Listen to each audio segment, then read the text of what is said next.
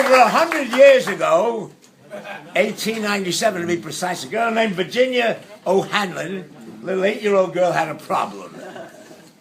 Now, she believed in Santa Claus, naturally, because he'd never disappointed her.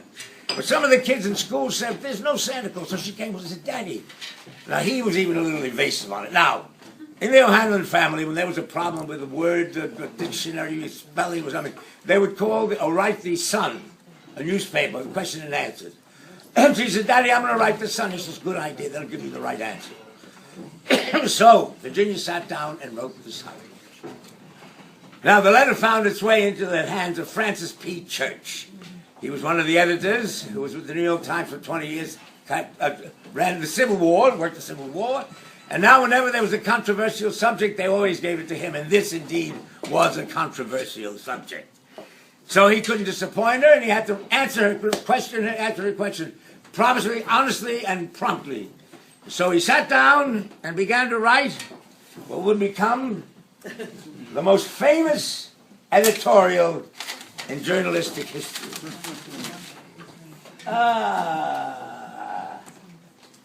Virginia, Virginia, here's this letter he has in his hand. Is there a Santa Claus? Virginia, your little friends are wrong. They've been infected by the skepticism of a skeptical age. They do not believe except what they see. They think that nothing can be which is not comprehensible by their little minds. All minds, Virginia, whether they be men's or children's, are little in this great universe of ours. Man is a mere insect, an ant in his intellect, as compared with the boundless world about him. Yes, Virginia, there is a Santa Claus. He exists as certainly as love and generosity and devotion exists, and you know they abound and give to your life its highest beauty and joy. Excuse me. Alas, how dreary would be the world if there were no Santa Claus. It would be as dreary as if there were no Virginias. There would be no childlike faith, no poetry, no romance to make tolerable this existence. We should have no enjoyment except in sense and sight.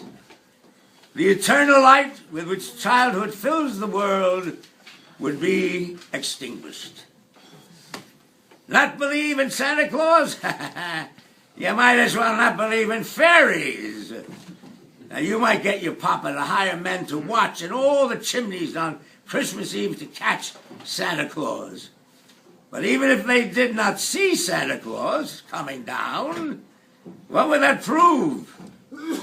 Nobody sees Santa Claus, Virginia, but that's no sign that there is no Santa Claus.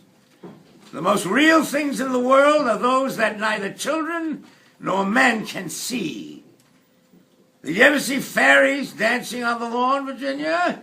Of course not. But that's no proof that they're not there.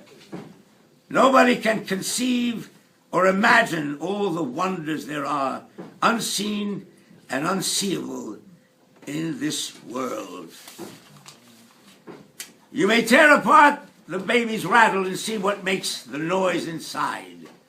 But there's a veil covering the unseen world, Virginia, which not the strongest man or even the united strength of all the strongest men that ever lived could tear apart.